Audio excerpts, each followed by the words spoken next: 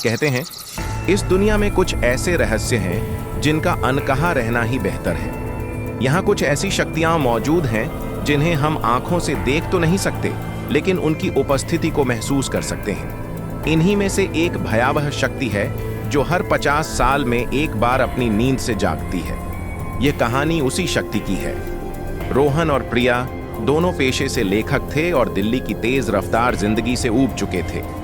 उन्होंने फैसला किया कि वे शहर के शोर शराबे से दूर एक शांत जगह पर घर लेंगे।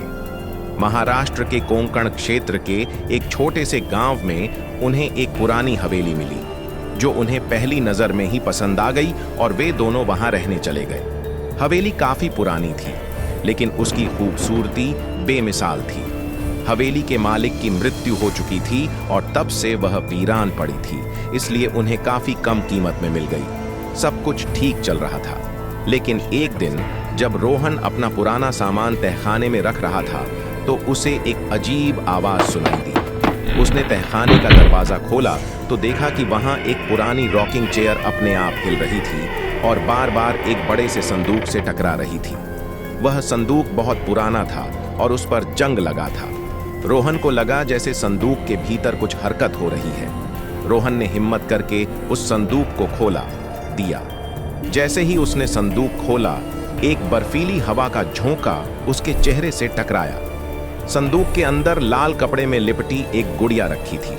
उसके नीचे एक किताब थी जिसके कुछ पन्ने फटे हुए थे। उन पन्नों पर लिखा था, मत छूना, ये गुड़िया आत्माओं को अपनी ओर खींचती है। लेकिन रोहन अपनी जिज्ञासा को रोक नहीं पाया। उसने गुड़िया के ऊपर से लाल कपड़ा थोड़ा सा सरकाया। गुड़िया की आंखें सफेद थीं और उसका शरीर काला पड़ चुका था। उस गुड़िया में कुछ ऐसा था जो बेहद अजीब और डरावना था। फिर भी रोहन उस गुड़िया समेत पूरे संदूक को ऊपर अपने स्टडी रूम में ले आया। इस घटना के बाद रोहन की जिंदगी में एक भयानक तूफान आ गया। उसे पूरी रात अजीब और दर्दनाक आवाजें सुनाई देती, जैसे कोई दर्द से कराह रहा हो, कोई उसे पुकार रहा हो। लेकिन जब भी वह देखता, कमरे में उसके और प्रिया के सिवा कोई नहीं होता। एक शाम रोहन अपनी स्टडी में कुछ लिख रहा था कि अचानक कमरे की सारी बत्तियां टिमटिमाने लगीं और तभी उसे घर के बाहर किसी के जोर से चीखने की आवाज आई। उसने बाहर जाकर देखा तो वहां एक काली बिल्ली बेरहमी से मरी पड़ी थी। उस दिन के बाद से रोहन को हर पल महसूस होने लगा कि उनके घर में कोई और भी है। तहखाने की वह रॉकिंग चेयर हर समय अपने आप हिलती रहती। रोहन को हर वक्त चीखें सुनाई देती। उसे रात के अंधेरे में घर के कोनों में मरे हुए लोगों के भयानक चेहरे भी दिखने लगे थे, जो पलक झपकते ही गायब हो जाते थे। रोहन को कुछ समझ नहीं आ रहा था, इसलिए उसने यह सारी बातें प्रिया को बताईं। लेकिन प्रिया को उसकी बातों पर यकीन नहीं हुआ। उसे लगा कि रोहन बस कहानियां बना रहा है। रोहन ने फैसला किया कि वह उस संदूक से मिली किताब को पढ़कर त्रिगोरी से जुड़ा रहस्य जानने की कोशिश करेगा। वह दिन रात उस गुड़िया और फटे हुए पन्नों को लेकर बैठा रहता, उन्हें समझने की कोशिश करता। रोहन इस कदर जुनूनी हो गया था कि वह खुद गांव के आसपास के लोगों से त्रिगोरी के बारे में पूछने लगा। तभी किसी ने उसे एक पुराने मंदिर के पंडित के पास भेजा। जब वह उस पंडित से मिला तो पंडित ने रोहन को कुछ ऐसा बताया जिसे सुनकर उसके होश उड़ गए। पंडित ने बताया कि हर 50 साल में एक ऐसी अनहोनी घटना घटती है जब चैत्र अमावस्या, चैत्र पूर्णिमा और बैसाखी अमावस्या तीनों एक ही महीने में पड़ते हैं। तब एक बहुत ही भयानक काली शक्ति जागृत होती है, जिसे काल त्रिगोरी कहते हैं। ये 3 रातें जब 50 साल में एक बार मई के महीने में आती हैं तो अपने साथ विनाश लेकर आती है। यह महीना सदी का सबसे खतरनाक महीना बन जाता है। पंडित ने रोहन को बताया कि जिस गांव में वह रह रहा है, वहां 50 साल पहले एक तांत्रिक औरत ने उसी लाल कपड़े में लिपटी गुड़िया का इस्तेमाल करके काल त्रिगोरी को जगाने की कोशिश की थी। और तब एक ही रात में 300 लोगों का पूरा गांव मारा गया था और आसपास के गांवों में ऐसी महामारी फैली जिसने अनगिनत जिंदगियां तबाह कर दी। यह सब सुनकर रोहन ने उसी पंडित से मदद की गुहार लगाई। उस पंडित ने कहा कि वह अगले 2 दिनों में उसके घर आएगा और त्रिगोरी को शांत करने का अनुष्ठान करेगा। रोहन पूरे दिन घर में पंडित के बताए शुद्धिकरण के उपाय करता रहता और उन हमेशा अपने पास रखता।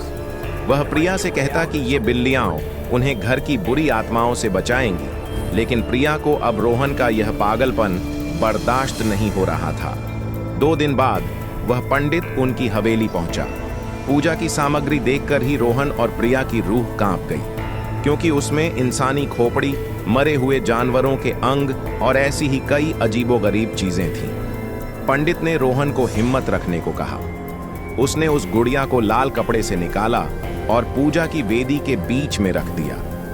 पंडित ने बिना देर किए पूजा शुरू की और मंत्रों से काल त्रिगोरी को शांत करने की कोशिश करने लगा।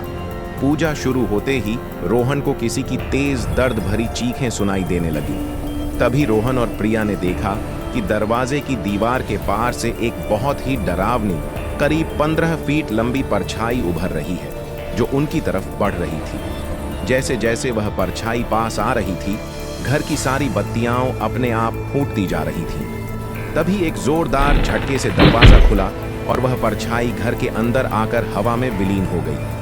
अगले ही पल हवेली की हर चीज हवा में उछलने लगती है और वो दोनों काली बिल्लियां आपस में इतनी भयानक लड़ती हैं कि एक दूसरे को फाड़ कर मार देती हैं। यह सब देखकर नेहा घबरा गई। उसे लगता है कि यह सब गुड़िया की वजह से हो रहा है।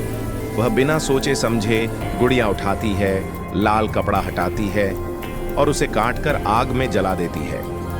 यह देखकर पंडित चिल्ला उठा, तुमने मौत बुला ली है। लाल कपड़ा हटाकर गुड़िया को छूना सबसे बड़ा अपशगुन है। अब कोई तुम्हें नहीं बचा सकता।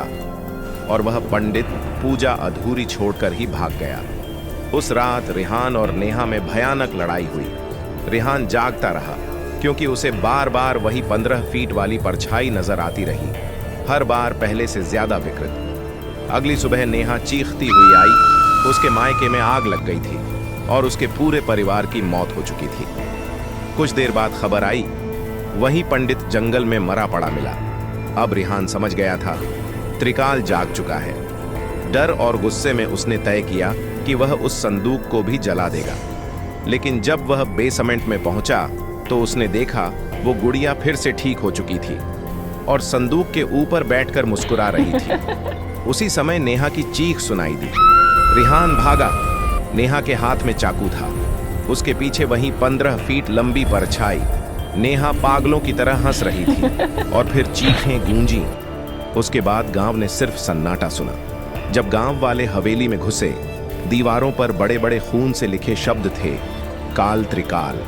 बेसमेंट में रेहान और नेहा की लाशें थीं, लेकिन कोई संदूक नहीं मिला, कोई गुड़िया नहीं मिली, बस वही 2 शब्द, काल त्रिकाल। कहानी खत्म, लेकिन सवाल जिंदा है। क्या होगा जब अगली बार 50 साल बाद काल त्रिकाल फिर जागेगा?